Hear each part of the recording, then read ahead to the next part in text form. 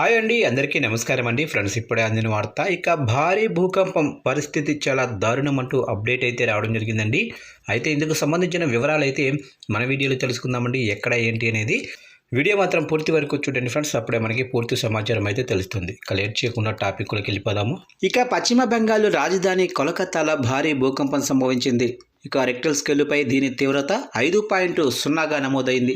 మధ్యాహ్నం 1:30 సమయంలో ప్రకంపనలు బలంగా రావడంతో ప్రజలు తీవ్ర భయాందోళనకు గురయ్యి తమ ఇల్లు, కార్యాలయాల నుంచి బయటకు పరుగులు తీశారు.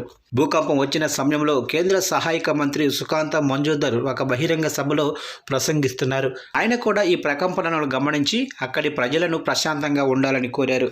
ఇక యూరోపియన్ మెడిటరేనియన్ సెస్మాలజీ సెంటర్ సమాచారం ప్రకారం ఈ భూకంప కేంద్రం బంగ్లాదేశ్లోని కుల్నా డివిజన్ సత్కేరా ప్రాంతంలో భూగర్భంలో సుమారు 35 కిలోమీటర్ల లోతులో ఉన్నట్లు గుర్తించారు. ప్రస్తుతానికి ఎటువంటి ప్రాణ ఆస్తి నష్టం జరిగినట్లు సమాచారం అయితే లేదు. కానీ ప్రజలు భయభ్రాంతులకు గురవుతున్నారు.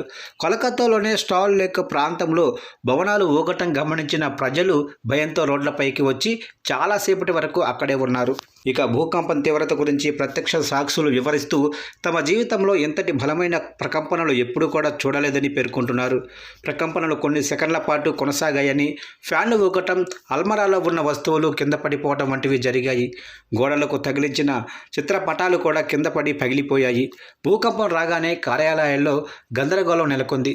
ప్రాణాలు కాపాడుకునేందుకు ప్రజలు మెట్ల మార్గం గుండా బయటకు పరుగులు తీశారు. ఈ క్రమంలో కొందరు కింద పడి స్వల్ప గాయాలు పాలయ్యారు. అయితే పెద్దగా ప్రాణ నష్టం జరగలేదు.